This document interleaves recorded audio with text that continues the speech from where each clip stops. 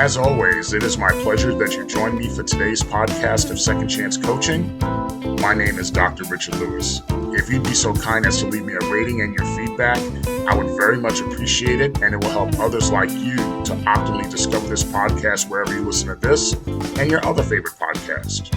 As you know, at Second Chance Coaching, we focus on seeing everyday life through the eyes of the returning citizen and highlighting the resiliency of the human spirit.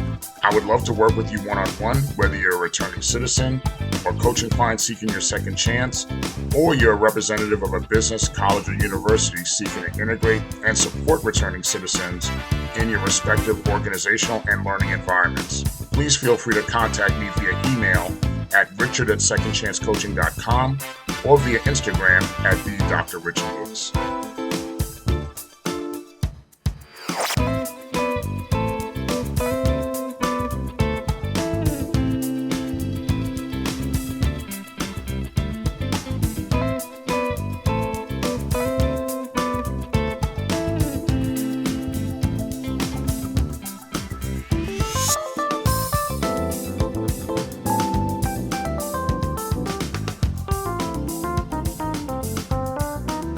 Welcome again to another edition of Second Chance Coaching. As always, it is my pleasure to join you on another week of your reentry journey from whichever corner of the world you're listening from. We always remain humbled and excited that you've decided to spend part of your week with us. Welcome back. Welcome back to a new season of Second Chance Coaching. This is our fourth year during the podcast, and today marks the start of our sixth season. Another milestone is that today marks our 100th broadcast of Second Chance Coaching. For our sixth season, we will have new episodes drop every Wednesday morning, starting today through Wednesday, December the 11th. Then we'll take a holiday break and resume broadcasting again on January the 15th, which will be the start of our final 10 episodes of the season, which will conclude on Wednesday, March 19th, 2025. So that'll give us a total of 25 episodes for season 6. I think back to how we started Second Chance Coaching at the beginning of the COVID-19 pandemic, which was certainly, to say the least, a transformational time for so many of us. At the time I started the podcast, I was still living in mom's old house, was working remotely, taking and teaching classes via Zoom, and had a lot of time to spend alone to think and pray, especially during that time that was just really full of transition. I did not know what type of impact, if any impact, that this podcast would make. But when I started getting feedback from so many different corners of where I live, then to different corners of the country, and then different corners of the world, I could see that the impact that a single collective voice can have. Now, I didn't mistake that. I do mean a single collective voice.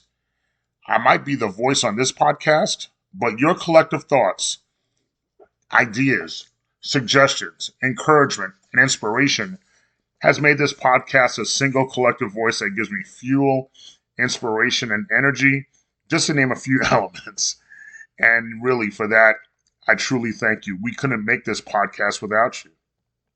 So with that said, how was your summer break? How are your goals and objectives going for the year 2024? You know, we still have 3 months to start over again, resume, and conquer what you want to complete for 2024. That is not impossible to do.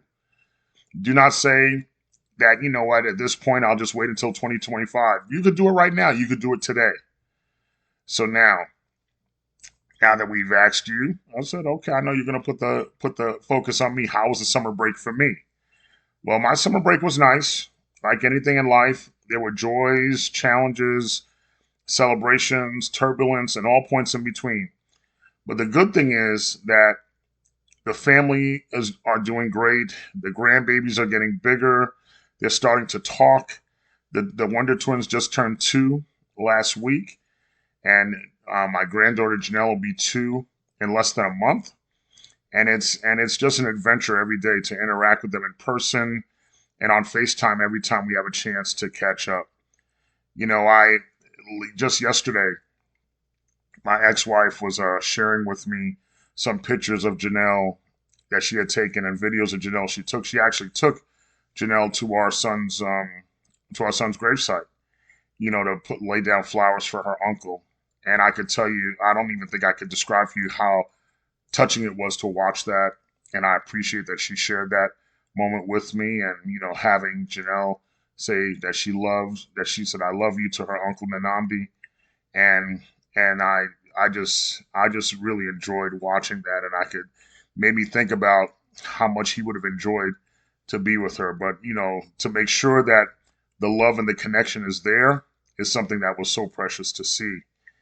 The other thing that happened this weekend, I had a bunch of my cousins on my mom's side of the family was celebrating my Uncle Revo's 75th birthday. It was a surprise party. Unfortunately, I couldn't make it because of my seniority time at the airport. There was too many people that had time off, so I could not take time off. But as I saw the pictures on Facebook and saw the pictures and videos come in, of course, I felt angst that I could not have been there because it looked good to see family, either through video or through pictures, but certainly wish I could have been there to celebrate with them. But I certainly had some opportunities to slow life down and catch up with some cousins in the area here in South Florida. And that was certainly great quality time spent. My only regret is that I wish we could do it more. And, the good thing with my cousins who live down here, we made the commitment to be more intentional and spend more quality time with each other. So for that, that's time well spent. I can't regret that time at all. The condo drama, I know I always tell you about how things are going with the condominium. It subsided a little bit. We have a new insurance agent who was my insurance agent for my unit, which I'm so happy. She's doing great. And I'm so satisfied that we're receiving better service from her. And the interaction within the board is not as contentious as it was in the previous year. The only difference on the board that there's one person who's not on there anymore, so I have to think that the addition by subtraction of that person is making a difference in our interactions. We still have major costs coming up between our concrete restoration and an increase in our HOA fees, but I think collectively the building is more mentally prepared for it. None of us are happy about it, but certainly we're a little more prepared. On our season finale for season 5, we concentrated on reunions. That was the highlighted topic of what we talked about, because I was getting ready to go to New York City and celebrate my 35-year high school reunion. It was certainly a reunion weekend which did not disappoint, as it is always a joy to go to my birthplace and where I was raised in New York City. I didn't get to see everyone I wanted to see, but it was a joyous time all the way around. I arrived the Wednesday before the reunion, and that evening I had dinner at the Pink Taco in Times Square with 3 of my high school friends. Like always, we ate, we laughed some more. It was a great start to the reunion weekend. The next night, I had dinner at Carmine's Italian Restaurant, which is at the location in the Upper West Side, about, I think, 91st Street and Broadway. And I had dinner with the former general manager of Amsterdam Billiards, who hired me when I worked there. And of course, I also had, who joined us was one of my best friends, my brother, Nanamdi's godfather. I wanted to get together with the owners from Amsterdam Billiards as well, but Thursday's a league night, and the next time I'll have to give them more of a heads up. But the problem really wasn't not a heads up, I don't think. It was more time. It was more time and who to see. I guess they needed more time to see who was there, and there was just not enough people to see, and I was trying to balance that stuff out. Like I said, it's just like I said, when you're there, there's not enough time to see everyone, unless probably I was spending the summer in New York, which, may not be such a bad idea the next time around. During the day that Thursday, I met up with a good friend of mine from St. John's University. I encouraged her to play hooky from work, but she did the proper thing, and she put in her paid time off. But I kept telling her the reunion story sounds better when you play hooky. It sounds better that you played hooky. But, she was like, no, I took PTO. I said, I get it. And we also went to the Upper West Side where she indulged me, because she's not a meat eater. She doesn't eat red meat at all. And she indulged me, and she allowed me. We went to Grace Papaya, and I got me 3 classic hot dogs and a pineapple papaya drink. And from there, we went to have pizza, because she's like, well, I'm hungry too. She goes, I'm gonna go get some pizza. So we went to the pizza place, and I definitely got some authentic New York City pizza as well. So certainly, it was like a food tour for me. So I was definitely gonna have some of that. And of course, while I was there, I made sure I enjoyed White Castle as well. The weekend was just full of, like I said, full of enjoying New York City food, like a mini food tour as well. And anyway, um, we spent her day playing hooky, because that's my story. She played hooky. Just laughing, talking, and catching up and reminding ourselves how much we quote unquote love adulting. The day was so seasonably nice. It was April, so sometimes it could be warm or cold in New York, but it was nice. It was probably like 72 degrees, so it was really comfortable. And we walked up to about 85th Street and Amsterdam Avenue. We talked about going back to Midtown. But since the weather was so nice, and for those of you guys who've been in New York City is a nice place to walk. So we walked all the way from 85th Street in Amsterdam to back to Madison Square Garden, which is around 33rd Street and 7th Avenue. So we had a good time doing that. The next day, that Friday, I was staying in Manhattan, and I left Manhattan and I migrated to Queens via the Long Island Railroad and picked up a car rental and went to Brooklyn that evening for a reunion with more folks from St. John's University. I also linked up with some elementary school friends in that event, and seeing the college friends there was fun also. That reunion was a little bit of a mixture. There were folks that I got along with so well during my college time, and we caught up like it had not been 31 years since the last time we saw each other. I also did see folks at that reunion in which we were not the best of friends, so to speak, in college. And while it was not warm hugs with them, we remained polite, which for the most part, I guess, is a win. The next day was the main event, was the high school reunion being held at my old high school, St. John's Preparatory High School in Astoria, Queens, and a good time was had by all that evening. While I was enjoying the company of my old high school friends and classmates, I enjoyed going to the reunion as the, you know, I while I enjoyed the company of my classmates, I also enjoyed going to the reunion, you know, as an honor to my mother and father, as that was the last collective choice that they made together in regards to my welfare. They made the choice together, said, nope, Richard's going to go to St. John's University, St. John's Preparatory High School. And going there always reminds me that that's a collective choice that they made together. Even though my dad did not live to see me start at St. John's Prep, and my mother worked hard to put me through it, I remember in high school, it was not always easy. But during these reunions, I seem to just remember the good times. I think all of us had our good times and our bad times in high school. But at the same time, when you see everybody, just kind of just remember the good times. The next day, that Sunday, I went to the cemetery as that day, April 14th, marked 5 years that my mother passed away. I went to the cemetery, showed love, showed prayers, said what I had to do, did what I had to do, dropped the flowers. And then I quickly, from that time, drove all the way to Copiague, Long Island to see cousins of mine that I had not seen for a long time, and their children that I had not seen in a long time. And it was so good to see them. And then I swung back to JFK Airport to hop on the plane to Fort Lauderdale that Sunday night. And that concluded one jam-packed weekend from Wednesday through Sunday. While back in New York City, in every corner and place I went, there seemed to be numerous memories concerning my coming of age and adult years. I thought back to high school, sharing numerous stories with old friends, which included so many lessons I learned, and certainly lessons that I was taught on that journey. While that journey was rewarding, there were some significant spots of turbulence. Not because my mother did not do her job, but I was definitely lacking as I did not have the guidance of a father to smooth out the rough spots for me. And even though when my dad passed, so many uncles on both sides of the family actively told me that it was time to be a man now. At the time of my father's passing, being 13 years old, I did not truly know what that would mean and what that responsibility would entail. A lot of becoming a man lessons I learned from my friends who were busy making mistakes themselves. Or I would spend extra time listening to my friends' fathers to try to get lessons or pearls from them. Or I would spend extra time with coaches that I played for in high school and tried to really absorb their pearls of wisdom.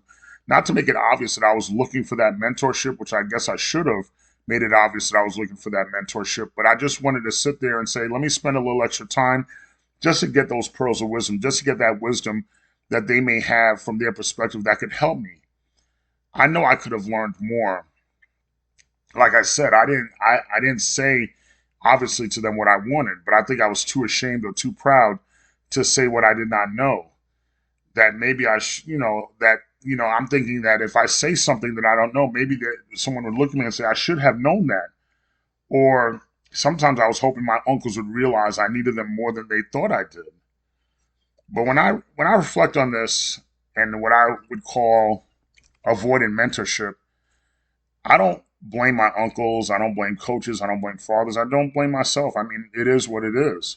Sometimes people don't know that you need the help, or sometimes they think that you're getting the help. But I made the promise to myself on that trip that I would make sure that I would be that my granddaughter, my great niece, and my great nephew would get that intentional supplemental love and mentorship and support from me that I sought so much when I was growing up. And if I'm being honest with myself, maybe that love and mentorship I still look for today in a lot of ways. I'd always say to myself when my dad's birthday comes around or the anniversary of his death, I'd always say to myself, in times of challenge, what would my father do in this instance? Would he be proud of me? I believe he would be proud, and certainly I like to think at this stage of my life, I have taken the best road to travel, even though it's been hard, it's been challenging. I also made the promise to my students and my coaching clients to fill that void in mentorship. Let them know I'm available to fill that void and be sure to step up to the plate when they actively seek that support, when they actively seek that support without fear of being judged. Students, they could be tough because in the start of this fall term and teaching this past semester, college students want the fastest and easiest ways to get things done without putting in much effort. Could that be any different from when I was in college? Maybe not. I know my generation would like to say we worked hard and did this or did that, but I know speaking for Richard, I did not always show up as the best version of my academic self in college. It might seem more blatant to me with students today because I have the benefit of hindsight, and unfortunately, the rapid tsunami of technology makes it so much more accessible for kids nowadays that they do not always have to have the benefit that they have so much to be accessible to them. I don't look at them as always having the benefit of being just a carefree kid. I had a student this past summer term who spoke to me about listening. He listened to the podcast and he talked about how it impacted him. He did not share with me his story in depth, but I could tell he must have had someone in his family affected by the criminal justice system based on his conversation with me. The most profound thing that the young man shared with me, or more so asked me, was an incredible question that I wish that I wished when I was his age or even younger had the intelligence or even courage to ask. The young man asked me, Dr. Lewis, when it comes to school, work, family, there's so much going on. How do I know if I'm getting this right? It was a profound question that stopped me in my tracks. And I said to him, the right answer depending on the situation could be very fluid. Is every decision you are making feeling right? Have you put God first? Are you communicating with your loved ones and are they getting what they need from you? What specific decisions come about that you are seeking guidance or mentorship from? Those are the things I wanted him to think about and contemplate. The student then said, I got you, Dr. Lewis, and I have one more question for you. Will you be my mentor? The student was not letting me off easy, and I was thrown by what he said. And before I could answer him, he articulated in his words what I needed as a 13-year-old when I was told it was time for me to be a man.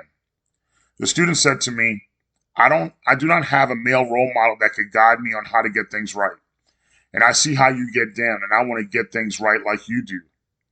Needless to say, this student did not give me a chance to process the profound things he was saying to me and asking of me. But I finally answered him and said to him, I would be honored to be a mentor, not because I always get it right, but I know I'm humble enough to know that there's a learning lesson in all that I do and all that we do. A few days later, I ran across a post on social media, and I apologize as to who I could credit it to, but I absorbed it for myself and shared it with my student and number of students that we had discussion and college and coaching clients that we had discussions on this point. And the social media post was called The 20 Unspoken Rules for Men. I loved the post so much. I shared it with my student, and I want to share them with you today. The 20 Unspoken Rules for Men. Number 1, never shake a hand sitting down. Standing up shows respect and engagement, and it signifies that you value the person that you're meeting and you're fully present in the interaction. Number 2, protect who is behind you and respect who is beside you. That emphasizes loyalty and honor. Protecting those behind you means safeguarding your family and friends, and respecting those beside you signifies the equality and value of your peers. Number 3, never insult the cooking when you are the guest. Showing gratitude and respect for hospitality is essential. Criticizing cooking is disrespectful, especially when someone has gone out of their way to serve you. Number 4, never eat the last piece of something you did not buy. This rule underscores courtesy, awareness, respect, and consideration for others. Number 5, never make the first offer in a negotiation. This gives you insight into the expectations of others and can help you negotiate better terms for yourself. Number 6, don't take credit for work you didn't do. That speaks to your integrity. Number 7, take the blame and give credit when due. Owning up to mistakes and recognizing others' contributions builds respect and trust, as well as demonstrating maturity and leadership. Number 8, if you are not invited, do not ask to go. That is about respecting boundaries, and invitations is key to maintaining good social etiquette. Number 9, always aim for the head. This metaphorical rule could apply to many scenarios, but in this instance is to imply to always strive for excellence and precision in your efforts. Number 10, don't beg for a relationship. This speaks to your self-respect and your dignity. Number 11, dress well, no matter what the occasion. Good grooming and dressing shows respect for yourself and others, as well as boosting your confidence and making a solid impression. Number 12, always carry cash. Be prepared for various situations or emergencies that are going to require cash. This demonstrates foresight and responsibility. Number 13, listen, nod, and most of all, make eye contact. Be an active listener. This shows that you are respectful and attentive to the speaker. Number 14, show restraint in expressing anger, no matter what. Being angry is a waste of energy. This will prevent you from making regrettable decisions. You can control your emotions, or you could do the wrong thing and let your emotions control you.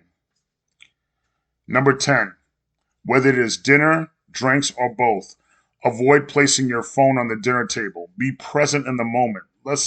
We don't need our phones there all the time.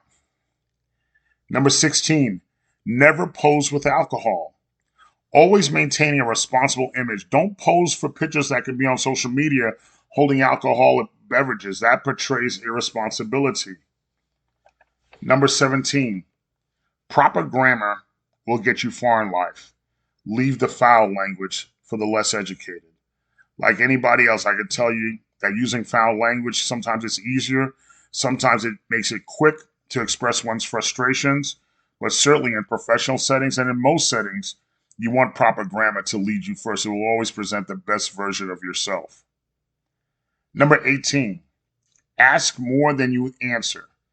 Showing an interest in others by asking questions fosters better relationships, understanding, and demonstrates your humility and a willingness to learn. Number 19, you can tell a great deal about a person by their handshake, so make yours strong and firm. And lastly, number 20, speak honestly, say what you mean, and mean what you say.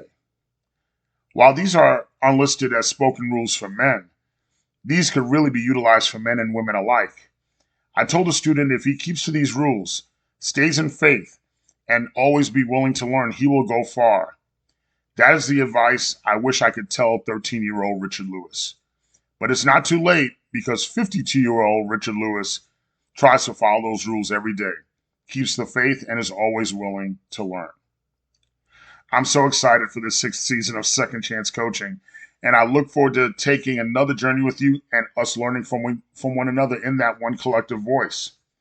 But speaking of that one collective voice and supporting one another, I want to shout out our listeners here and abroad. I want to shout out our Second Chance family in California. We had the highest listenership from the Golden State during our summer break. And in the last month, we had the highest listenership from our Second Chance family in Virginia. Overseas, during our spring break, we'd also like to shout out our Second Chance family from Singapore, the United Kingdom, the Netherlands, Australia, Canada, Colombia, Germany, Spain, Hong Kong, India, Italy, Japan, Nigeria, and New Zealand for showing us love. We see you, and we appreciate you so much. I want to thank you, as always, for sharing your time with me. Thank you for continuing to spread Second Chance Coaching to your friends, family, and loved ones. Thank you again. Thank you for us being back in this 6th season, and we're ready to do it again. But thank you for joining us today, and I look forward to spending time with you next week. Thank you again for joining us here at Second Chance Coaching. In addition to coaching services for individuals and businesses, I'm also available for speaking engagements and workshops on criminal justice reentry, human resources, as well as organizational culture and leadership. Feel free to email me at richard@secondchancecoaching.com, as well as connect with me on Instagram at @DrRichardLewis. Remember, every day you are given this opportunity for your second chance, and I know you'll make the best of it. I love you all, and I look forward to connecting with you next time here at Second Chance Coaching.